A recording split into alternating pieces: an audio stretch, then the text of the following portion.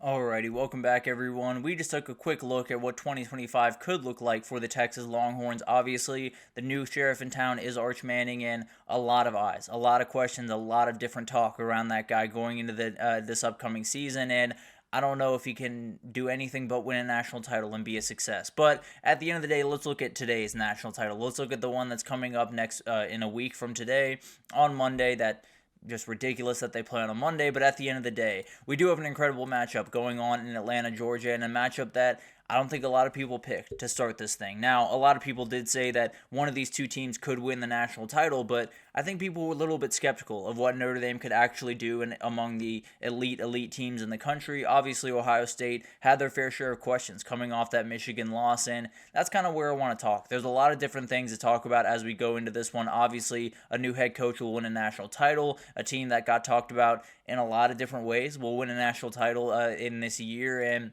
the big time thing is obviously they both had weird years. Notre Dame starts the year with a week 1 win over A&M in College Station and then returns to South Bend to lose to Northern Illinois. And you have a million questions about this team. You have a million questions about Marcus Freeman and what he can do at that level, if he's going to be a guy that just continues to be one that loses a game he's not supposed to, falls out on the different parts of the season that his team very much could be a part of, and definitely bows out of the CFP. That obviously didn't happen. They were able to battle back. They were able to find their way into the CFP and make their way to the national title. And then Ohio State had this moment. It's been talked about a million different times at this point, but Ohio State had a stumble in the middle of the season, was able to catch their feet, and definitely looked like a team that was well on their way to Indianapolis for another Big Ten title. And then Michigan came in, and they were able to beat them 13-10. And a lot of people had questions. People said if Ryan Day loses to Tennessee, or even if he doesn't, if he doesn't win the national title, should he be fired? Does Ohio State have to just reset in a lot of different ways going into 2025 and just see what happened and see where they can go from here? And then they became a buzzsaw. They tore through Tennessee, they tore through Oregon, and then they got a tough fight this past weekend from Texas. But overall, they've looked like the best team in the country the last couple of weeks, and I don't know if it happens without that Michigan loss. As crazy as that sounds, it's obviously not something that they want on their resume, but definitely something that you're going to have to think about as you go throughout this game. There's a lot of motivation on that Ohio State side because of this game in a lot of different ways. So both these teams use the games that could have been games that buried them to kind of propel them to this moment and put them in a position to win these games, and definitely shows you just how good these coaches are, just how good the leadership is on this team, on both these teams, and definitely will put them in a great position going into this game. But as we get into this game, they're both led by their defenses. I don't think that needs to be said. I'd put both these teams in the top 3 defenses in the country pretty much any way you cut it, if I'm being totally honest. Now, Texas is a team that I probably slot somewhere in between them. Maybe Notre Dame would be above Texas, but at the end of the day, it is a battle between elite teams. And you talk about the back end, there's some truly incredible players on the back end of both these defenses. Caleb Downs kind of highlights that for Ohio State. Xavier Watts on the other side for Notre Dame. Both players that are as good as it gets in the sport. Plain and simple. They are both guys that fly down and run support. They are plenty good in coverage, and are both guys that Xavier Watts probably going to be a first-round draft pick this year. Caleb Downs going to be a first-round draft pick next year, and possibly a top 10 pick, if I'm being totally honest. Remarkable player, and you saw it all over the field against Texas. You will see it all over the field in the national championship. I promise you that. But then you have the guys on the front 7, and they're downright special as well. There's no doubt about that. Riley Mills obviously out for Notre Dame, a huge loss there, but Howard Cross, Donovan Hinnish, Tui Alamaka, they have guys on the front 7. There's no doubt about that. And then Jack Sawyer, JTT, Ty Hamilton, a million other guys on the other side. Remarkable talent all over the place for these defenses. And then you move on to the offenses, and it's kind of different groups. You look at what Notre Dame does, you look at what Ohio State does, two very, very different things. But at the end of the day, these guys are going to be a huge question mark. These guys are going to have a lot of different things on their shoulders, and they're definitely going to have a million different things to think about, especially Marcus Freeman, especially when you talk about number 4 for Ohio State, Jeremiah Smith. He is an absolute nightmare, and you look at what Notre Dame has done throughout this year. Huge man coverage team. They love to play man coverage. They love to be able to blitz and throw different things at the quarterback. Now, the problem is the way Texas was able to hold Jeremiah Smith under wraps was playing zone, was kind of bracketing him in a lot of different ways. And will Notre Dame do that, or do they trust their guys on the outside to cover this kid? Because I don't know if I would trust anyone in the world to cover that kid, if I'm being totally honest. So a lot of different questions for Marcus Freeman. And then for Ryan Day, I don't think it has to be said anymore. The reality is he is in a position where he's got to win a national title, and he has a million different questions. Both offensive lines have different questions. Notre Dame has a couple of injuries that continue to pop up. Ohio State has done a really good job over the past couple of games with a group that has had some injuries in the past, but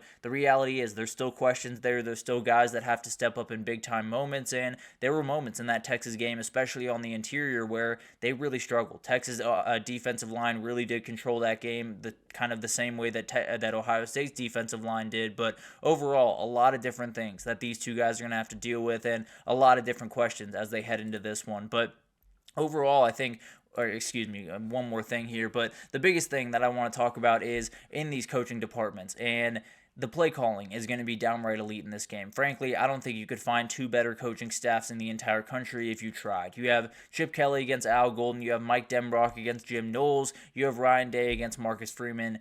It's going to be as good as it gets. I'll be totally honest. It's going to be incredible to watch these two coaching staffs go at it. It's going to be two coaching staffs that have to play chess pretty much the entire day, whether it's Notre Dame playing a little bit more zone early and then Ohio State having to figure out how to get Jeremiah Smith open, or Notre Dame playing man early, Jeremiah Smith making a couple of plays, and then Notre Dame having to get past that or having to find a way to kind of counter that. There's a lot of different questions for both these teams. A couple of mistakes here and there will totally change this game, and both these teams have been relatively good at keeping away from mistakes, especially Notre Dame, but definitely something to watch as you get into this game, because just like the Texas game, just like the Notre Dame-Penn State game, it is going to come down to the margin. It's going to come down to a couple of plays here and there that make the difference in this game. But storylines to watch in this one. Marcus Freeman is playing his former team. You will hear that 1,000,001 times throughout this week. I can absolutely promise you that. He was a linebacker for Ohio State back in the late 2000s, was a remarkable player for this team, and definitely a guy that has a lot of pride in being an Ohio State Buckeye.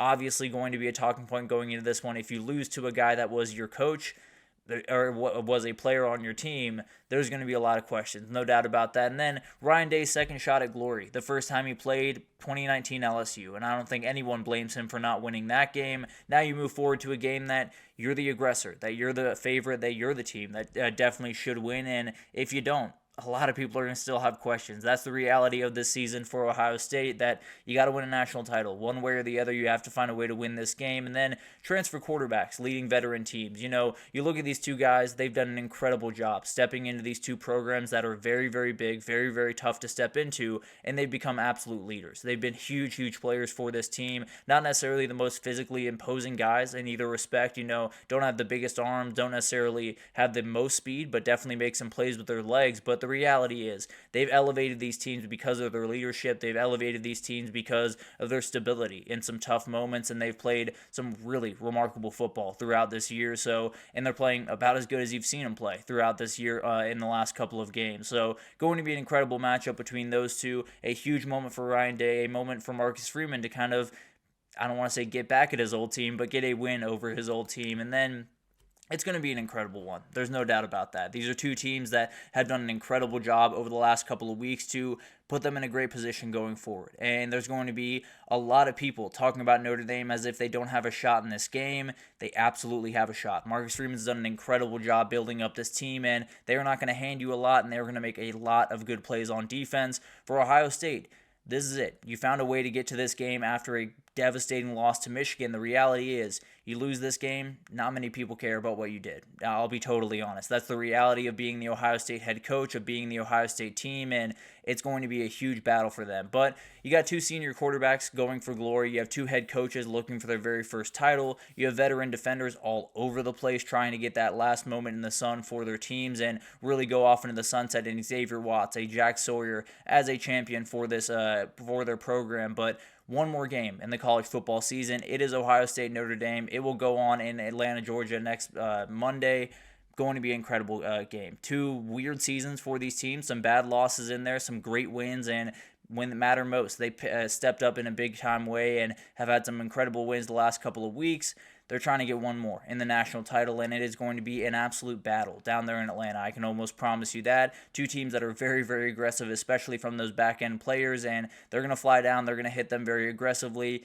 It's going to be a war of attrition. I can almost promise you that. But let's take our third break here. And when we come back, we got to talk about some semifinal overreactions. There are a couple in here that I might be a little bit aggressive with. There are a couple here that I fully agree with. And definitely are things that we're going to have to talk about going forward into this week and really into the offseason. But we'll talk about that right after this, so stick with us.